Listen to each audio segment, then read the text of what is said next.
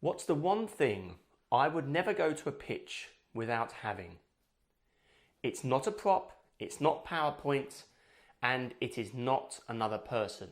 It is something that Kim Kardashian and Justin Bieber and even David Beckham know all about. It is social proof.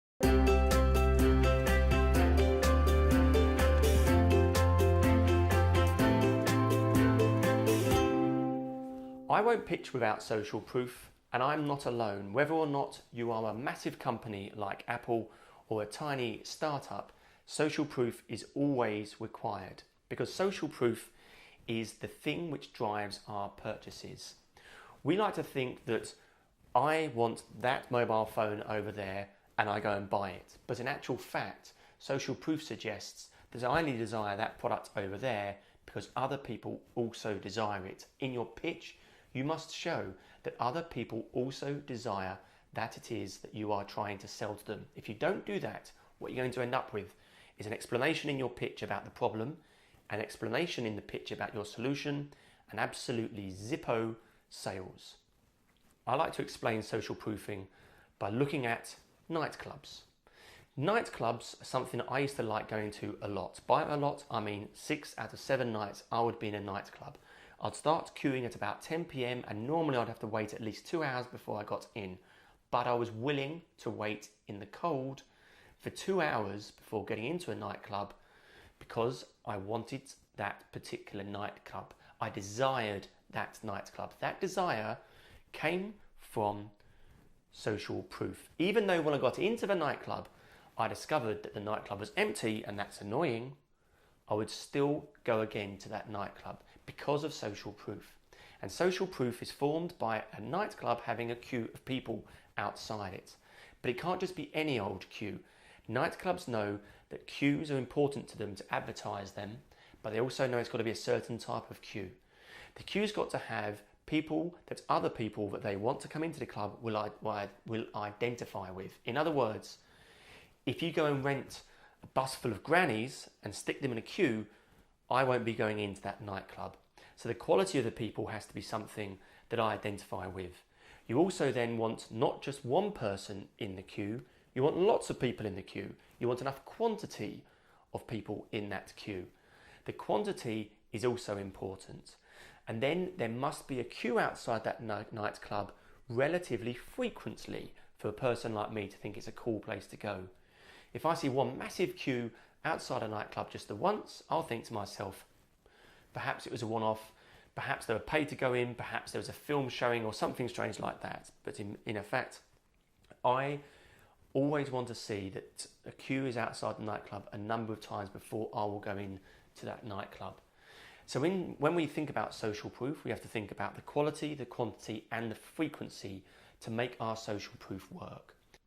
Social proof is absolutely everywhere, let me assure you. Whether or not it's a laptop, whether or not it's a mobile phone, a toothbrush or a toothpaste, you will see people endorsing these products, celebrities endorsing these products, and therefore the product starts to sell. If you go online and in the digital world, social proof is all around us. Why is it that apps bravely show these many people are following these individuals, that these many people have this many likes, that when we put up a selfie and no one likes that, we feel bad about ourselves? We want other people to desire us, and we want other people to desire our solution that we're trying to pitch. That's social proof. So one of the number one questions I get asked is, Andrew, I've got a new business, whether or not it's a consultancy, a software business or a manufacturing business. Andrew, I've got a new business and I have no customers. How on earth do I get social proof? The answer is simple. If the cost of your product to give away is nothing, then give it away. Get people using your product. Say you get 5,000 people, 10,000 people, particularly in the world of software. If you get that many people using your product, then that's a form of social proof. Alternatively, if it's a business-to-business product and it's not about volume of users, just try and get large companies to trial your product, and that's a form of social proof. If you do have a cost to your products, say your cost of sale is £100,000 or $100,000, that's less easy to give away for free. So think about things such as going and winning awards. It's a great stamp of approval to be able to show that some industry body has awarded you something because you have a great solution. Alternatively, you can get people to write recommendations for you. You can get social proof through reviews and going on things such as trader websites where they have recommend a trader, or you can go perhaps on Trustpilot and get lots of stars showing how much people actually rate your product. So here's the theory around social proof. There are two schools of thought that I adhere to. The first is behavioural economics. In the world of behavioural economics, we have in our brains lots of shortcuts. These are heuristics. And the idea is when we come to purchase things, when we come to desire things, we only desire that which other people desire. Otherwise, we would have so much choice, we would be crippled with the amount of analysis. It would be analysis paralysis. So we rely on other humans to do the legwork for us. So when we see lots of people buying a particular product or service, we are more likely to go and buy that product or service because we think to ourselves, they've done all the legwork, they've done all of the trying of that product, and we are going to follow that person because it's just easier. We don't want the strain of having to work through all the different options. The second school of thought is from a chap called René Girard, who's a French philosopher writer, and he speaks about something called mimetic desire. The idea here is that we as humans do not desire a product or a solution or a service directly, but we think we do, but in actual fact all desire comes from other people also desiring it. So we have all of our decision making mediated through other humans. So think about when you fancy somebody. If nobody else fancies them, ask yourself the question, would you fancy them? The likelihood is not.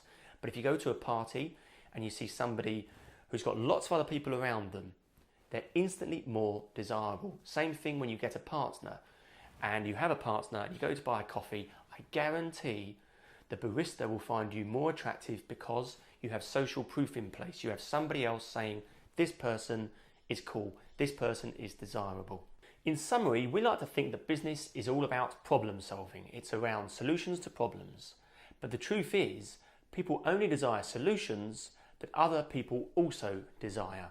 That's why we must, without exception, always have in our pitch social proof.